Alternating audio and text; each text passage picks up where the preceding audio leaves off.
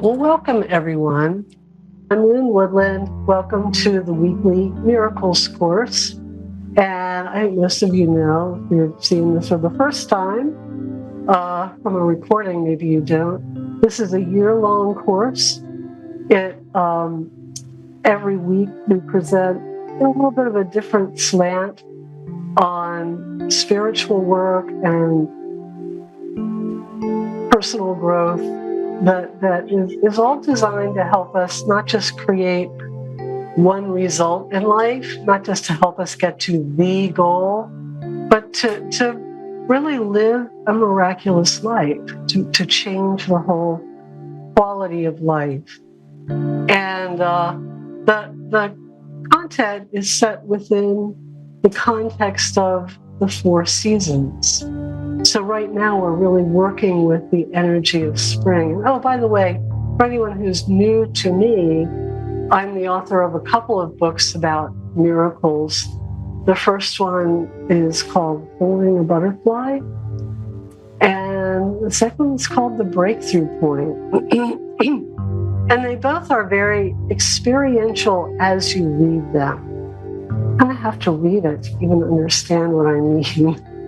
So you start doing the experiment as soon as you read page 1 of the first book.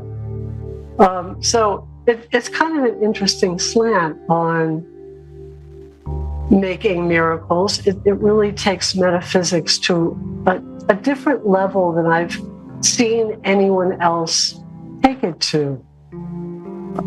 So if you haven't read those, I personally recommend them. But what we're doing tonight is kind of a special night because the 3rd week into the beginning of a new season, and we just started the spring season at the beginning of March, is when we always work with the energy of the quarter, of the equinox or the solstice, and that really, that very powerful change in light. You know, this is when, well, in about 5 days this year is when we'll celebrate the actual equinox. We really shift from 6 months where nights are longer than days to the opposite, where light really supersedes darkness.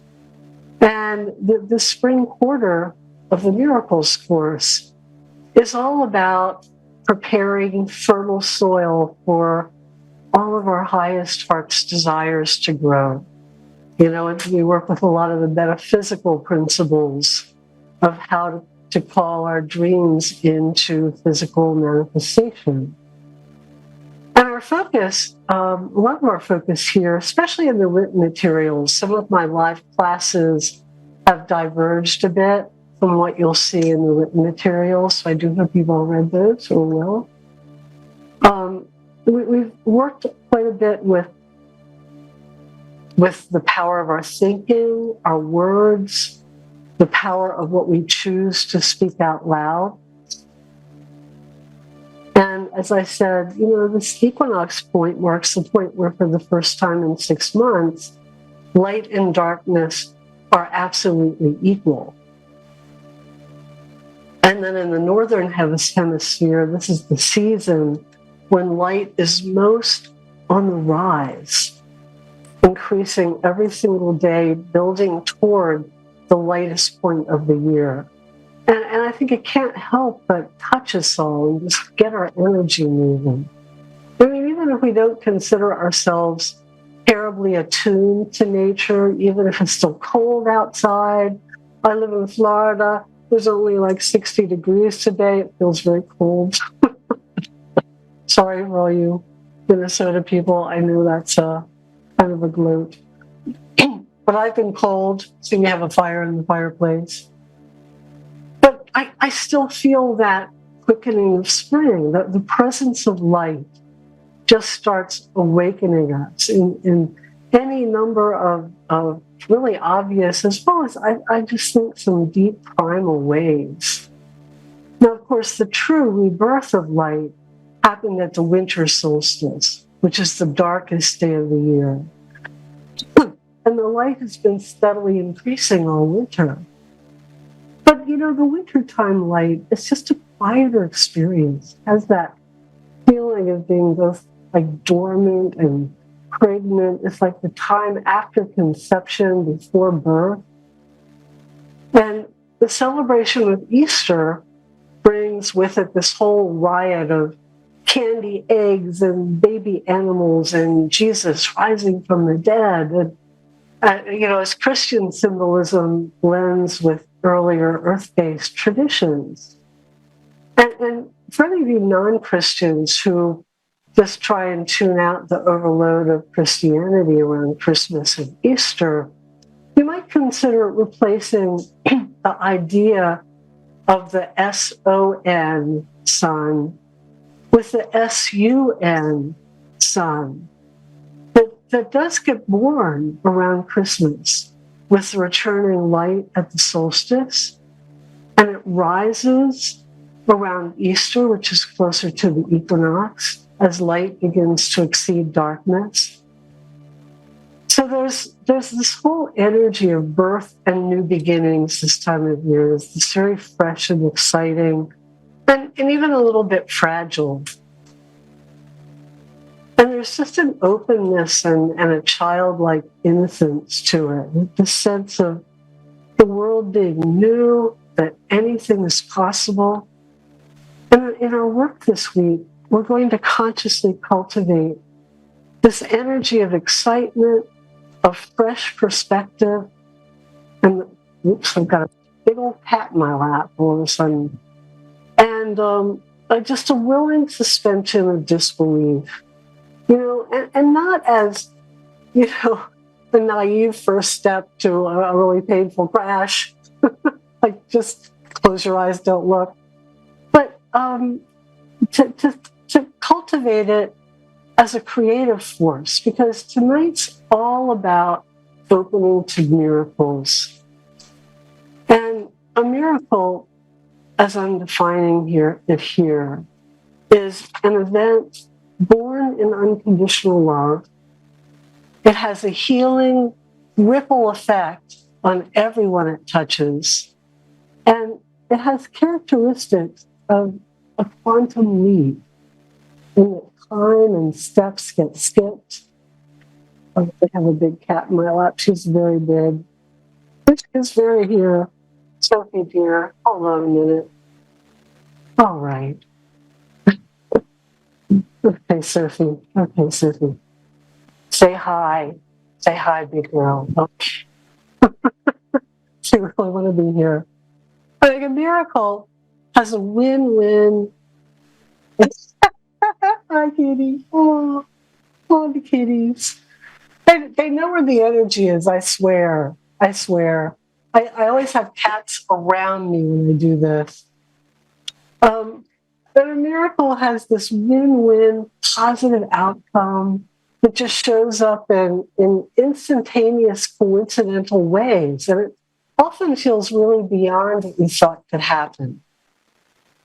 So, somebody shouldn't.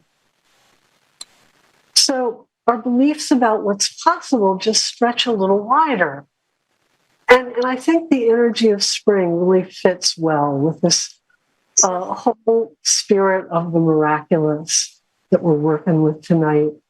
But even if the presence of spring is not enough to get you past your more jaded, cynical feeling about miracles, you have miracles, or maybe for other people, but not for me. There's this relatively new science of consciousness that's now, I think, beginning to explain the mechanics of the miraculous in ways that I think even the most skeptical thinkers are beginning to embrace. There's a guy who has done some really interesting research into near-death experiences. He was one of the early ones in the 80s to do some breakthrough work that was the first scientifically controlled research around near-death experience. His name is Melvin Morse, MD. He was a pediatrician, who just started learning about near-death experiences from some of his kids who had them and came back and told him.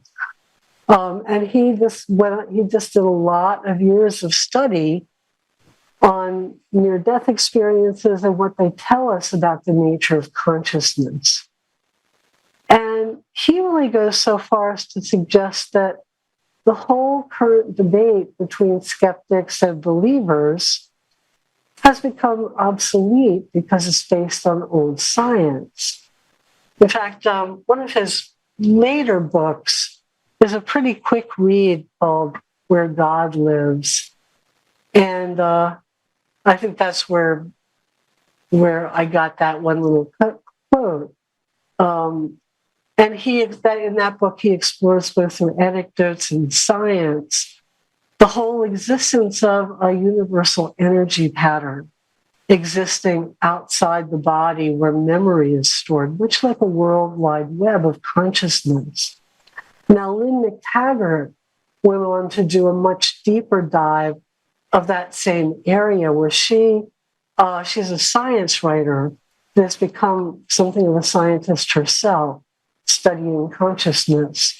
And one of her earlier books called The Field studies this whole idea of this energy field, the 0 point field, and how it may just be where memory and the one mind exists. Another book that is purely anecdotal, but many anecdotes, is called The One Mind by Larry Dossey. And those are 3 books that, if you're interested in this whole idea that there's some field out there where we all connect, that, some mental level. The Field by Lynn McTaggart, One Mind, Larry Dossey, and Where God Lives by Melvin Morse. All 3 very interesting books. So, in a nutshell, we no longer have to believe, we just need to be paying attention. I talked about belief last week too, that really we don't have to believe. To know that consciousness is powerful, it's joined beyond time and space, and it's capable of way more than we know. Now, how to tap this seemingly limitless pool of consciousness, how to tap that immense potential, that's going to be our focus this week, tonight. So I want to talk about what I think are some key elements of practical miracle making. Well, the first element I want to talk about is what I think of as group agreement. Because in my experience, what amplifies the power of consciousness bigger and quicker than anything else is when many minds join together. And I've been teaching that since way before Lynn McTaggart wrote her wonderful, I think it's her latest book, The Power of 8, where she, as a scientist, just kind of stumbled upon, what is this strange power that groups of minds that come together in loving intention, like, poof, miracles. And it's really kind of sweet to watch her as a scientist go step by step, like, what is this? What is this? What is this? I think I've been doing working with groups for 48 years.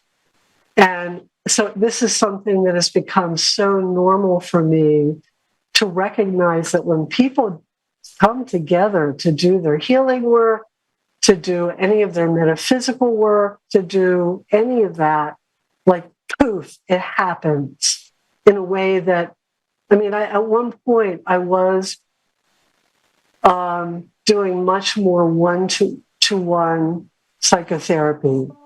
And I really gave it up because I would see people make such huge strides in just 5 days of intensive work with a group than they could make with me in years of counseling, or in years with anybody else. Like, people would just be in therapy forever. And and feel like, well, maybe they just need another therapist. Sometimes, just realizing you don't need somebody else to do, to help you do it. You just need for us all to come together and recognize how much stronger we are together. It's more of well, I talk a lot about this in my second book, the Breakthrough Point. Like what happens when a group comes together from a clinician's perspective? What do we do? What is the next level of metaphysics? It's different from just going in our little personal meditation room and doing our meditation exercises and our manifesting exercises, and our vision boards. Something about coming together with a group of 4 or 5 or 6 or 7 or 8, as Lynn Taggart did, the power of 8, just makes things happen, poof, in very amazing ways. There is something there. When groups of people come together, even for just hours, and focus attention and intention as one, all manner of dramatic results can be achieved. I mean, for example, some of you may have heard of fire walking. Now, if you take your hand, you put it on your backyard barbecue, you're probably going to leave a really burned hand. But if you were to attend a fire walking event and spend an evening with a group of people, really psyching yourself up with the certainty that this fire is not going to hurt, probably won't. You'll be trotting across those coals, in no time. Like many, many ordinary people have attended such events. In fact, there was a guy, I think it was an NPR show, a commentator, maybe it was a TED Talk, I can't remember, I heard it on NPR, but he was talking about studying a little town, I believe it was in either Spain or Portugal, I can't quite remember which, but a little town that just had a local history of fire walking. They did this every year together. The elders would lead it. I mean, everybody would do it. It was just this big thing that they'd done for generations. And he wanted to figure out, what happens? How did he not burn? He never participated because, I ain't doing that, no way. But, after a while, after 3 months, an elder kind of like, you are one of us now, and kind of took him across, and sure enough, he did it. So, you don't even have to believe all that much. Just this amplifying effect of the group. Spoon bending is another one that really caught on in the last, couple of decades. A group of people get taught in, a really short amount of time to make metal utensils just behave like silly putty. And I think workshops like that teach us to bend not just spoons, but the very rules of reality as we have known them, and to do it really quickly. And we all have this incredible power within us. The amplifying effect of the group lets us access it super fast. So group agreements such as these, where a group of people decide that reality is going to work differently, they're really powerful and they can be applied in a lot of different contexts. Now, they generally start with one person who has a very strong faith that a positive outcome will be achieved. I'm sure that in this little village, that's why an elder would lead the way, because the elder had seen it over and over since being a very young person and had that faith from just knowing, this is fine, this works, I'll start. And that's a kind of faith based on certainty and experience rather than hope. We talked about that last week. And this person's confidence in the process lifts the faith of others. And then the wave-like energy of the group seems to carry along even those who are maybe more doubtful. So not everyone needs to have perfect faith in order to have powerful results. One of my most important teachers and mentor, the late, great Dr. Willard Fuller, I just adored him. I did, every training with him I could. I was ordained by him. I went on to help him expand what he was doing. As he got very old, he didn't want to travel as much. So I would help him put on international phone calls. That was before Zoom and before everybody knew how to do, the technology to see each other like we do now. So we'd all get on a phone call and he would do healings. And I would organize them, and he, do the same thing over the phone. Same thing would happen. People would have these very powerful results. But he was a world famous healer. He didn't become as famous. He was kind of the generation of Oral Roberts and some of those Christian evangelists. He started out very Baptist and left it because the Baptist faith that he was in did not believe in miracles. And he was called to help facilitate miracles. And he was particularly, and I think that's one of the reasons he didn't get as famous as some of the others, is that he had this very strong belief that you don't charge for healing. That, you don't harangue people for money. He would take an offering at all of his healing services. He wrote a book, but he would give it away. It couldn't get published by a publisher because he wouldn't, sell it. It had to be given. People could give a donation for it. So I think that kept him from being as widely known as some of the other big, healers that were kind of in his circle as he started as a young preacher. But he was known for the phenomenal rate of not just all kinds of spontaneous healings that happened in his healing services, but in particular, he was best known for his incredible ability to spontaneously heal teeth just through the laying on of hands. And he would lay hands on hundreds of people at a time. If you were in the audience for one of his healing services, and there might be anywhere from 100 to 600 people at a time, everybody gets up by row and comes down to see him and gets the lightest touch, and then on to the next, light touch, on to the next, light touch. And he would say this very gentle little prayer, "In the name of Jesus, be thou every whit whole." That's all that would happen. And then he'd invite people to open their mouths. He'd look around in their mouths and say, "Do you have any gold in your mouth?" They'd say, "No." He'd say, "Well, you do now." And he'd hand out dental mirrors to the audience so people could look at each other's mouths.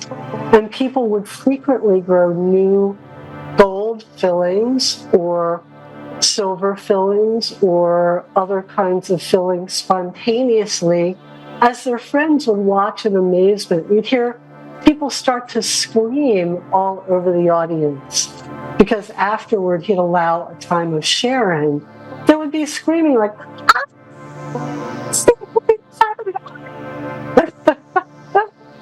Bill actually had that to all of his teeth. He had a lot of fillings had been put in different times, and they were different kinds of metal, like mercury and stuff. He actually had a dentist confirm, "Oh, these are all new, and they're all silver."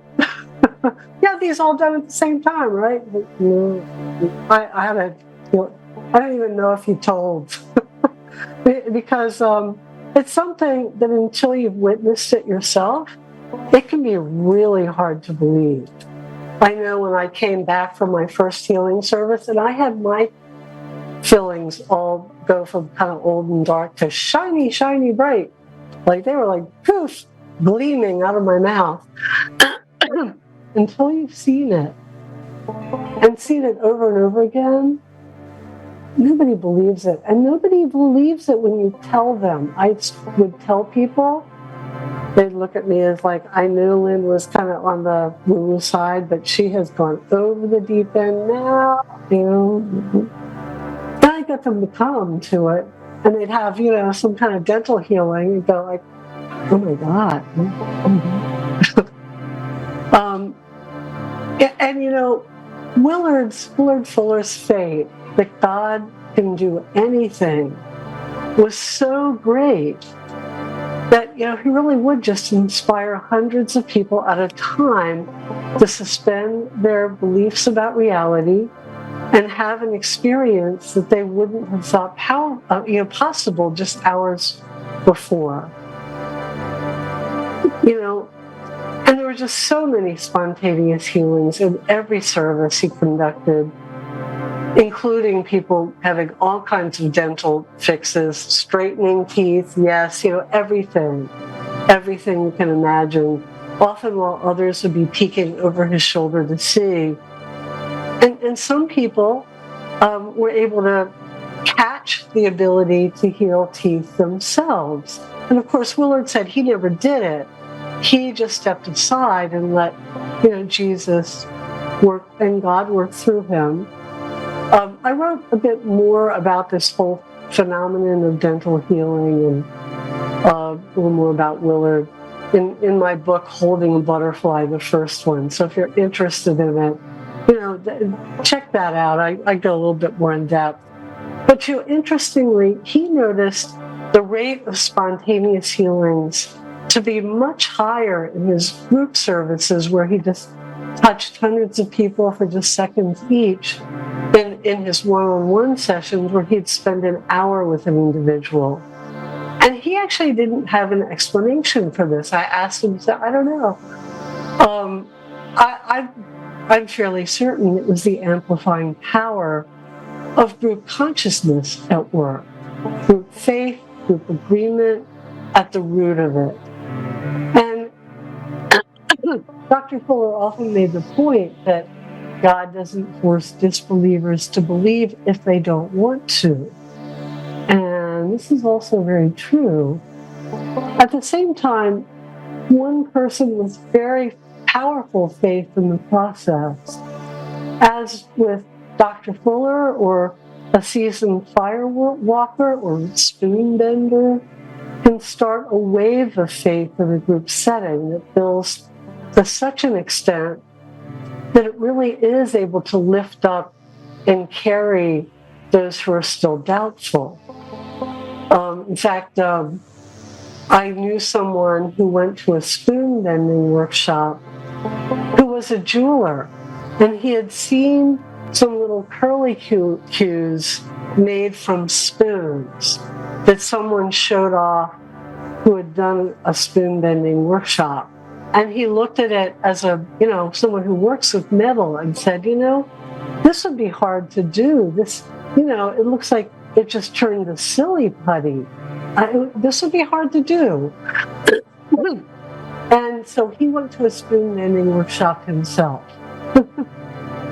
And he came to me excited afterward. He said, it took me just a moment longer than everybody else, but look! And he had this whole little pile of spoons and forks that were all just bent in these perfect little spiral shapes. So, if you have doubts in the reality of miracles for you, that's all right. You may have doubts. It's all right. Because as I mentioned earlier, you don't have to believe in miracles to have miracles happen. Because faith is something different from belief. I talked more extensively about this last week. Belief is an interpretation of reality that we have an attachment to. And we often feel threatened when our beliefs are challenged. A lot of religious dogma I would call belief. because if you challenge people on them, they might get very defensive. Whereas faith comes from true inner knowing and has a certainty about it. It comes from direct experience or the wisdom of our higher mind and spiritual self.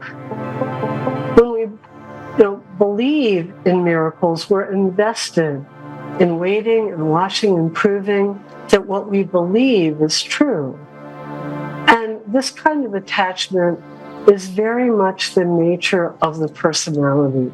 Think of a lot of religious dogma and how identified people become with it. Anything that's really of the personality can be very divisive. And you know how some, especially the more fundamentalist branches of any religion, often become very divisive in thinking, we have the right truth and you don't. We are right, you are wrong, ours is the only way. So it becomes very much us and them.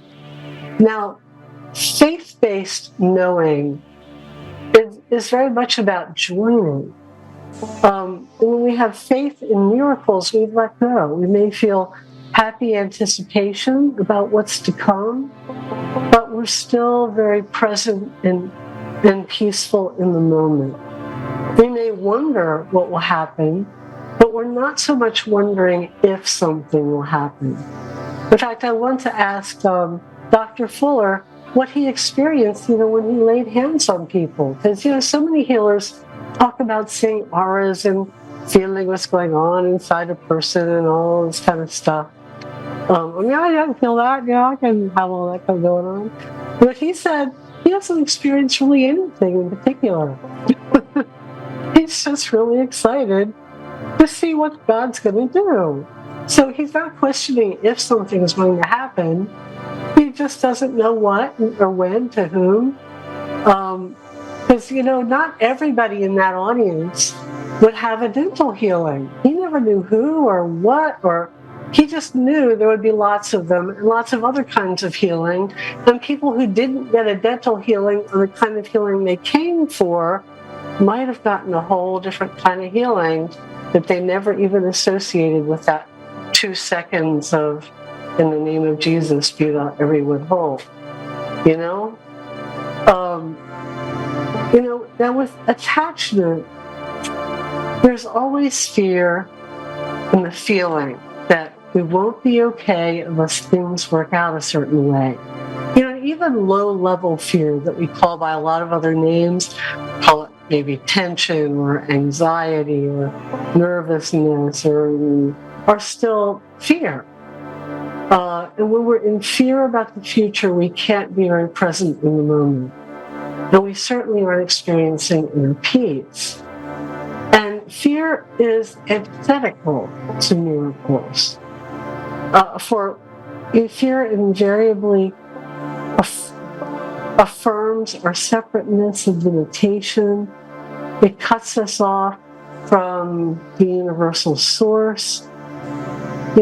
Faith means having so much trust that the future is unfolding perfectly and it's going to be fine no matter what, even though we don't know how, that we're able to release it completely and be very present and at peace in the moment.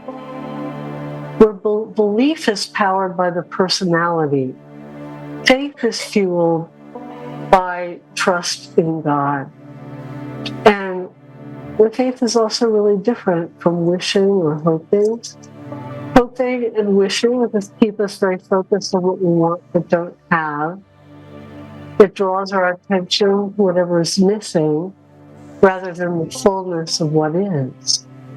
And it encourages that attachment to a future outcome, which, as I keep saying, prevents us from being present in a moment. And we wind up just feeling lack rather than peace.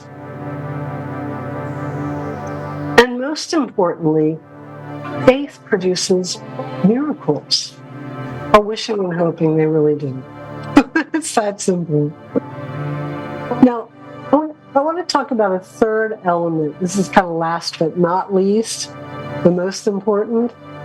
Unconditional love is the most powerful and truly the only necessary ingredient we need to call forth miracles. If that's all we got, just unconditional love, that is always, the state of unconditional love is always present.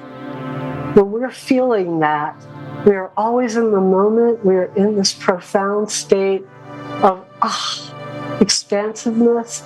That is high miracle consciousness. So if that's all we got, we're good. And when I talk about love, I'm referring to something that can include, but is way more encompassing than just a warm, fuzzy emotional state.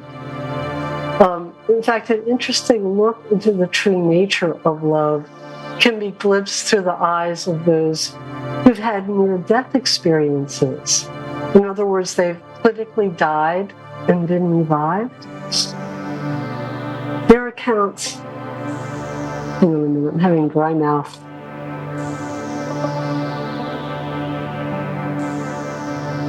I'm much better, but this is still my recovering from radiation therapy and after cancer.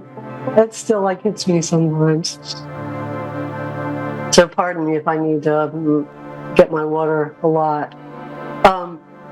People who've had near-death experiences,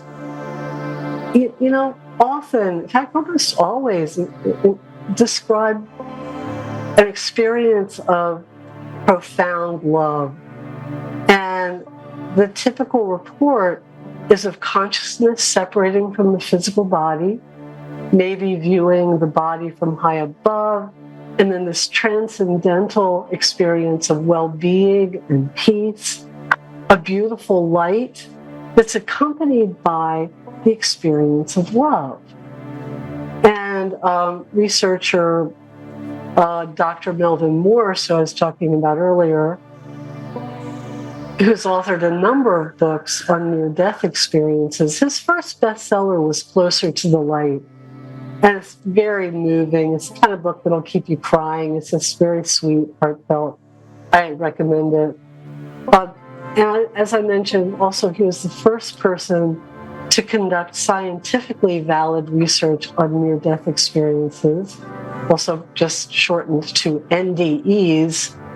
Notice that for many of these folks, the experience of love and light are virtually indistinguishable. In fact, I'm quoting here, the light that is the quintessential element of the NDE experience is, according to Morse, most frequently described as, quote, a pure light of unconditional love. Say hi, Fred, cat number 2. Oh, God, don't pull my cords out. And as modern physics is teaching us, light really is the basis of the physical world. Light is the substance and energy underlying all existence. Everything is light. And if light is love, then love is all that is.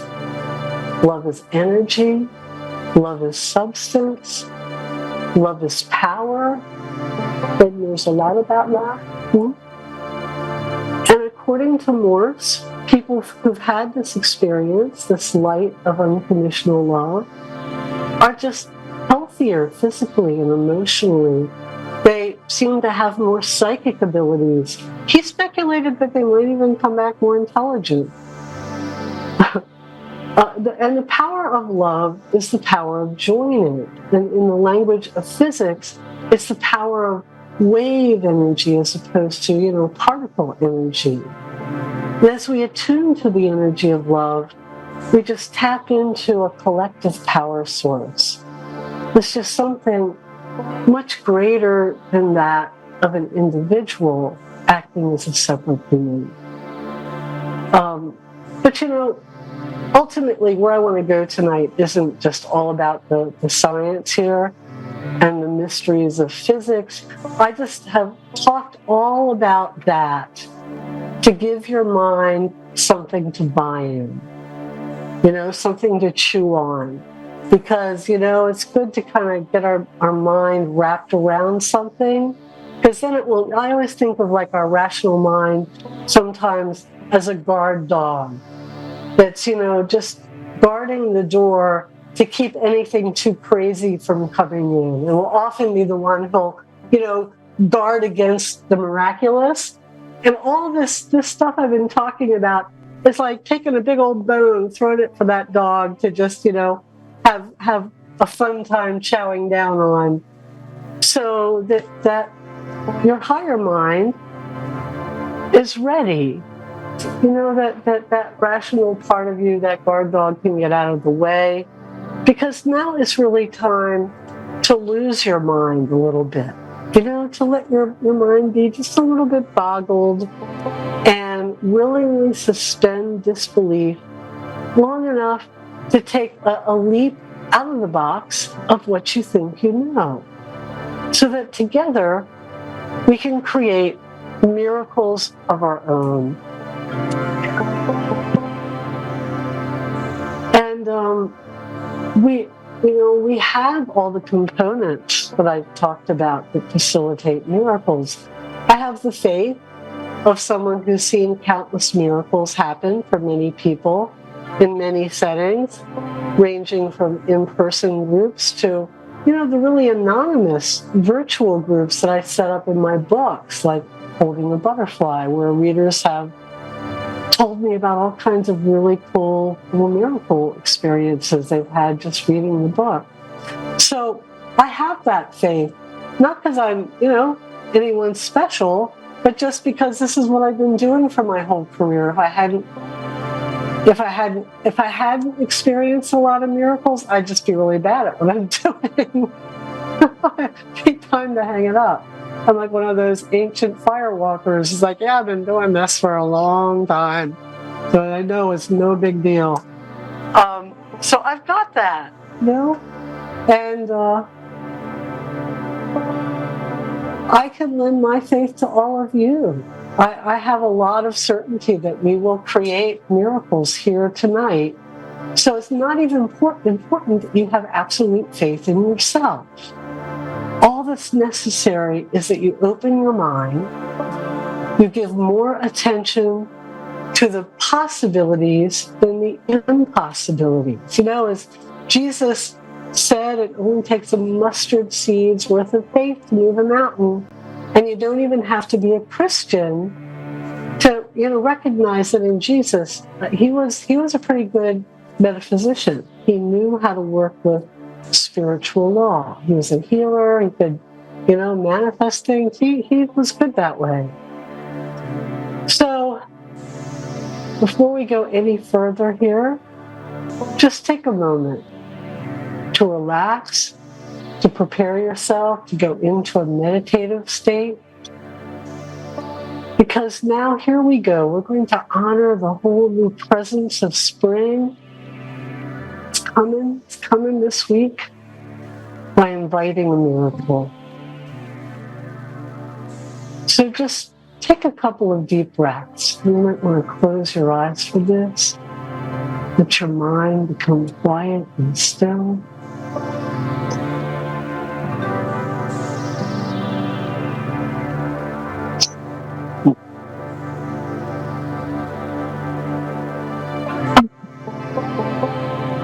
Deep, full breaths.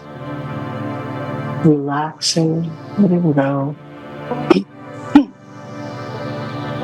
And just allow your attention to turn inward. Just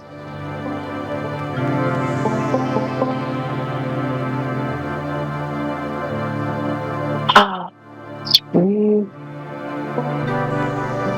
And let a feeling of excitement and just joyful anticipation start to well up. A real sense that anything is possible. You don't even need to believe this. Just imagine how it would feel if you knew beyond a shadow of a doubt that something miraculous is about to happen. And just allow yourself to feel young and innocent, full of wonder. And already here tonight, we've started a wave of faith. And so now what we need is group agreement. So let yourself relax just a little more deeply. Deeply. Breathing. Just imagine your mind joining with the minds of all those who have in the past, are in the present, and will in the future participate in this particular lesson, this exercise. And remember, time is far more fluid than our physical senses tell us, meaning that we can join with the minds of those doing this work days apart from us, weeks apart, or years apart. And let your imagination stretch open around this. Again, you don't have to believe. Just imagine what it would feel like if you did. And picture the joined consciousness of us all as something clear and beautiful and only positive. Anything less than that, we just leave behind. We just sift to some lower place. We just rise above it. And we just join in an ocean of pure healing potential that has the power to do great good, is incapable of doing harm,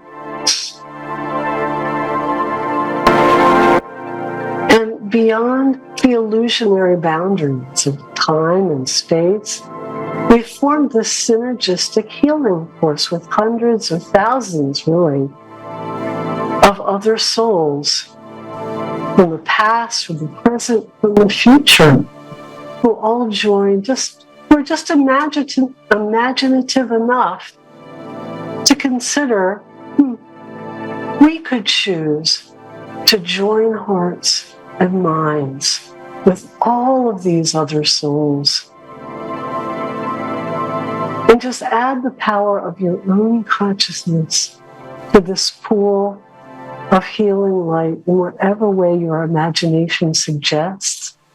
Let your heart open in caring and just send a wave of love. Send your own excitement and anticipation. Send to everyone the feeling that something wonderful is already starting to happen.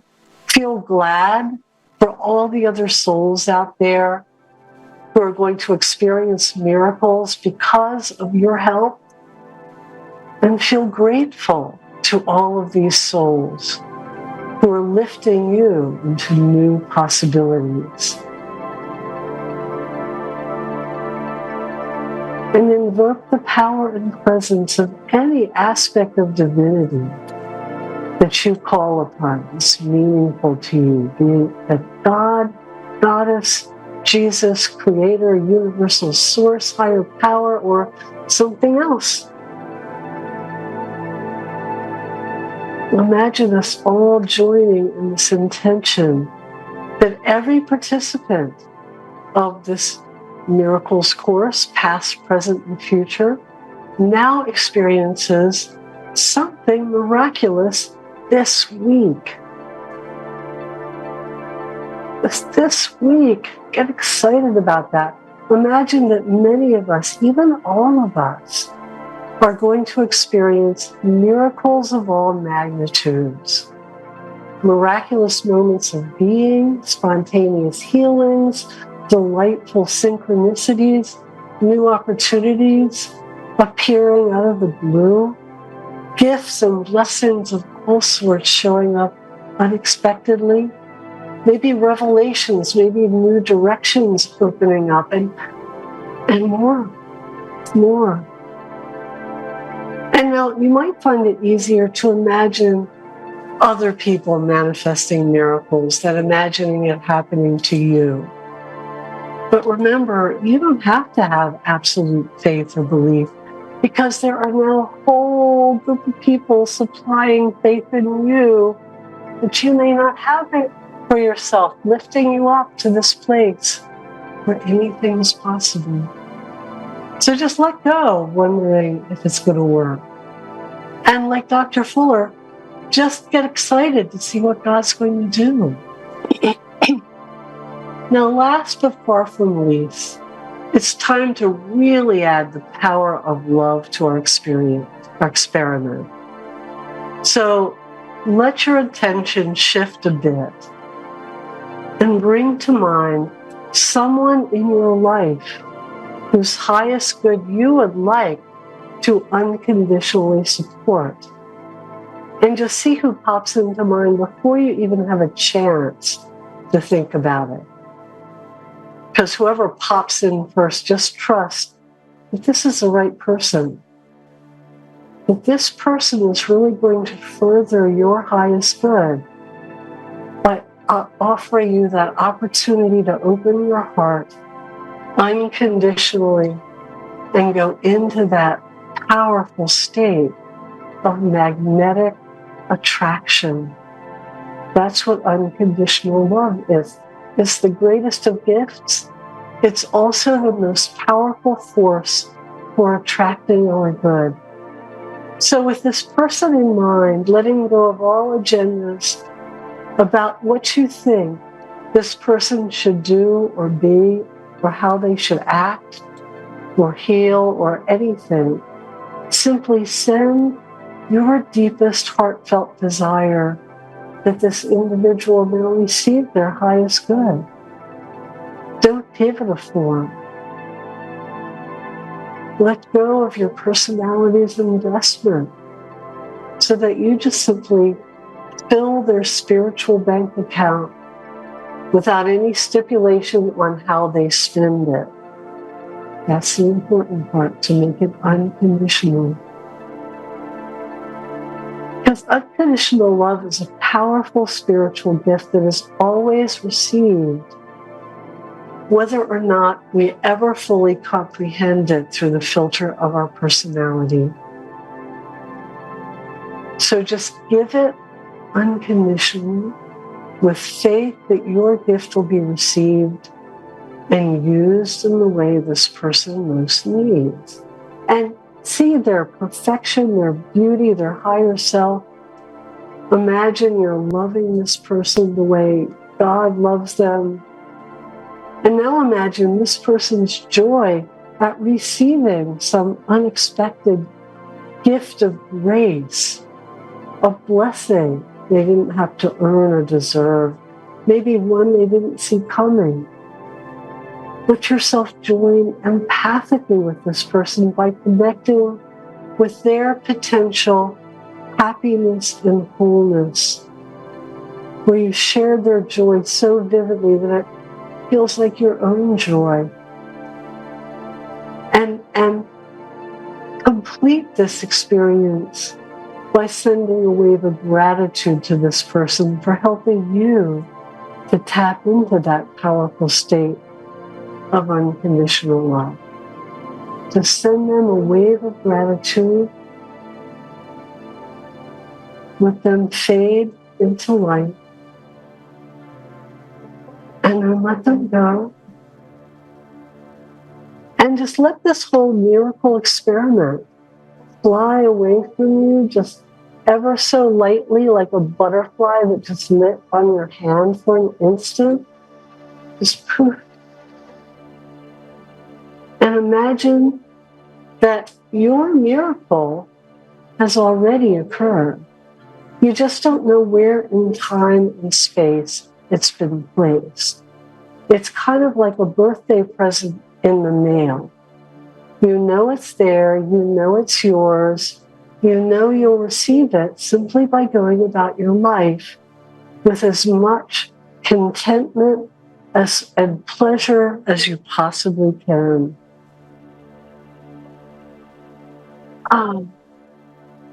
And with that, just take some deep breaths.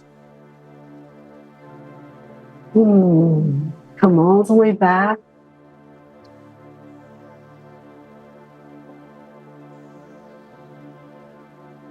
And now this week, instead of giving any attention to waiting and looking for your miracle, like, where is it? Now do acknowledge the miracles that come, the big and small. Acknowledge them, like, woohoo, be grateful. But don't stand around wondering, when, where, if.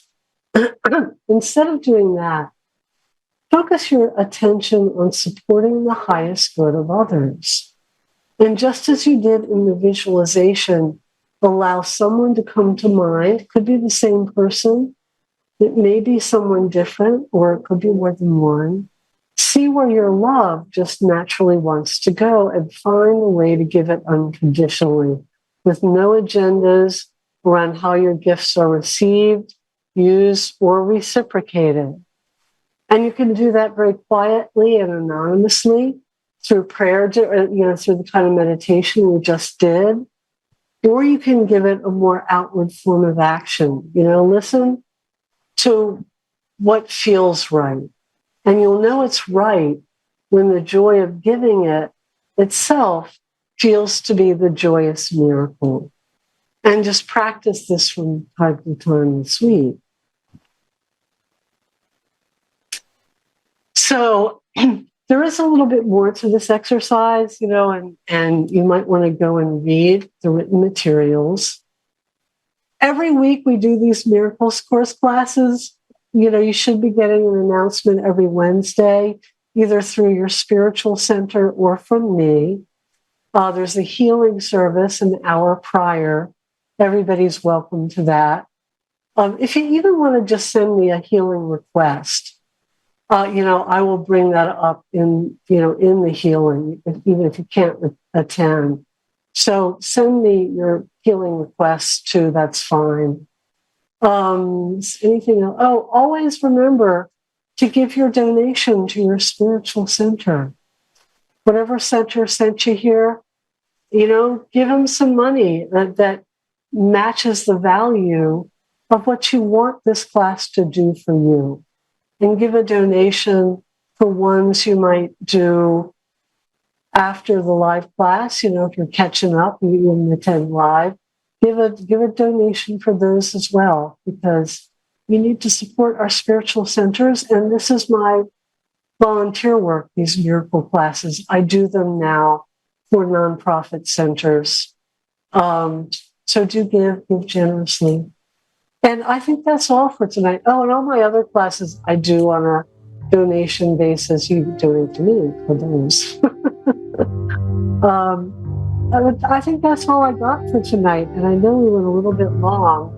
So I will let you go. I will just say, how much it's always an honor to be with you all. I love you. I bless you. I can't wait to hear all your miracles. And until next week, namaste. Namaste. Namaste.